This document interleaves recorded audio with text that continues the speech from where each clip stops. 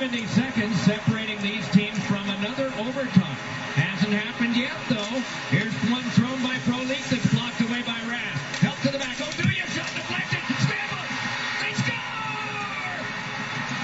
Bowling!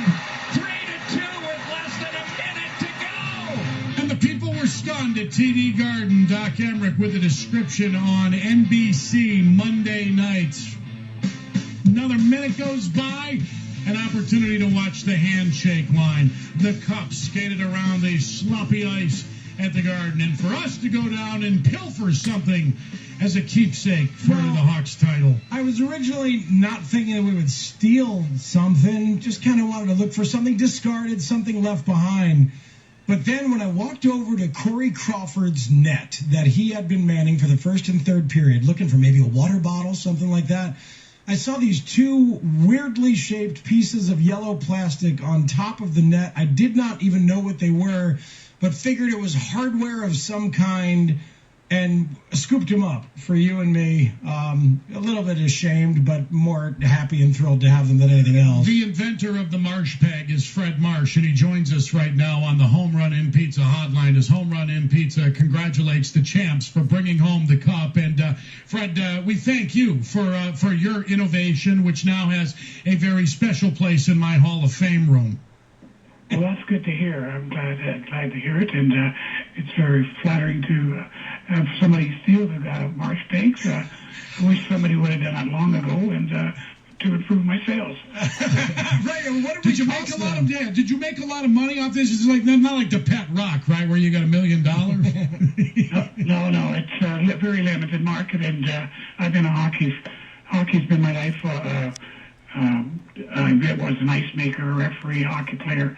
So hockey's been my life, and I just come up with the idea, and I knew I wouldn't get rich out of it, but it's been very, very satisfying when to sit here and watch a game and somebody hit the net and the net comes flying off, and you know they're not going to get hurt. And I've prevented a lot of injuries, career-ending injuries sometimes. It's pretty cool. This is a man in Kamloops, British Columbia, whose invention is on every rink in the NHL. It's a pretty neat thing. The story goes that you saw Mark Howe get injured one night when he flew against a goalpost, right? Is that correct? That was kind of one of the nights you said, you know what, we got to come up with something a little better.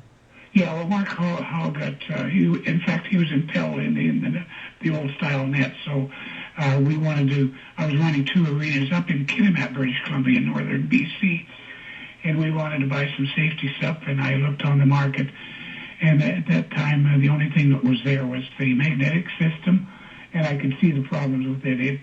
The nets come off too easily, and when the NHL used the magnets, the average times the net come off was 7 times, and when my flexible goal peg got it, we reduced it to 2 times per game.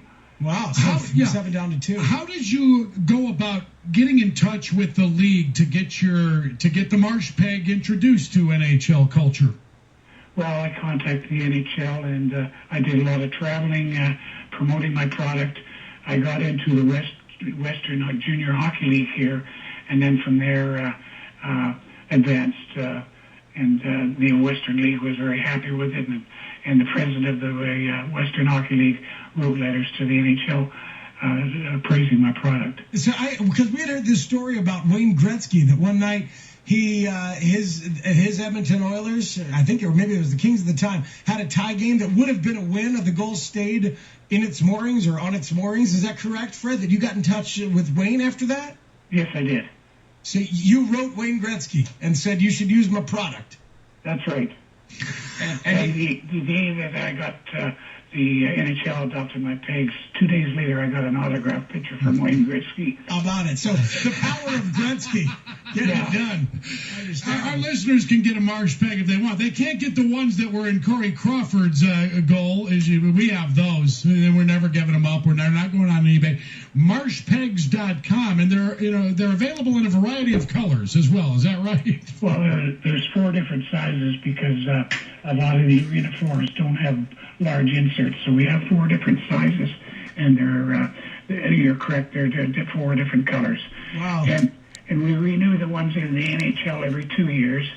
And when we renew the NHL ones, we change the color so that we know that they're using the up-to-date peg. Oh, I get it. Okay, so these aren't Bruins colors. This just happens to be yellow because that's the current color that the NHL has. Is that correct? That's correct, and we will be replacing them with a new color this year at the start of the season. Wow, so if I wanted to buy some Marsh Pegs from my friends, I could do it in fashion colors at marshpegs.com. That's pretty cool. Right. That's pretty cool. Hey, Fred, while we got you on the line, we did a little bitching last week about some of the Bruins jersey numbers that hang from the rafters in the Garden. How good was Lionel Hitchman? If you remember, he probably doesn't remember Lionel Hitchman. No, I don't. I remember a lot of things. I remember that I've been a Chicago fan all my life, and this was long before the draft in the late 40s and early 50s. They had a farm team in Moose Jaw, Saskatchewan called the Moose Jaw Canucks. Oh, really? Did you know that? I was not aware of the Hawks connection with Moose Jaw. Wow. Yeah, and they some of the players that came out of Moose Jaw was Mitro Presti, Freddie Sasakamoose, Max and Doug Bentley. Just to name a few. Okay, remember the Bentleys, sure. Wow. Yeah. So there you go. And Billy Charlevoix, I believe in Slapshot, was a native of Moose Jaw, Saskatchewan. Is that right, Jay? Yeah. All right. Have you invented other hockey things, Fred? Because you've been around hockey your whole life, or is the Marsh Peg the main invention to come out of you? No, I've invented other things. It's just mostly for arenas, labor-saving devices, stuff like skate helpers, ice edgers. I redesigned the hockey net, but I made a smaller hockey net in '91 when they moved the goal line, so I was a year late, and now they've gone to a smaller net. So Gotcha. it was 20 years ago that I had invented a smaller net that was better. Well, it's nice to talk to you and get some history on this item, which, as Max said, is an important one to us now. Yeah, I got a roll of stick tape off the Hawks bench in Philadelphia 3 years ago, and now I have the Marsh Peg. They will sit proudly on my shelf behind the bar in the basement. Fred, thanks so much for the invention, and thanks for the time today. Okay, thank you very much. Thank you, That's Fred. Fred Marsh in Kamloops, British Columbia. What'd you ever invent, McNeil? Nothing. Me either. I don't believe he doesn't remember Lionel Hitchman. I saw the photo of him when you had his bio up. He's got some miles on him. Yeah, Fred. The double he sounded runners. like he's got some miles. That's cool. So does Doug Buffone. He's 69 today. He's going to join us in about 10, 12 minutes. Fred and Doug have both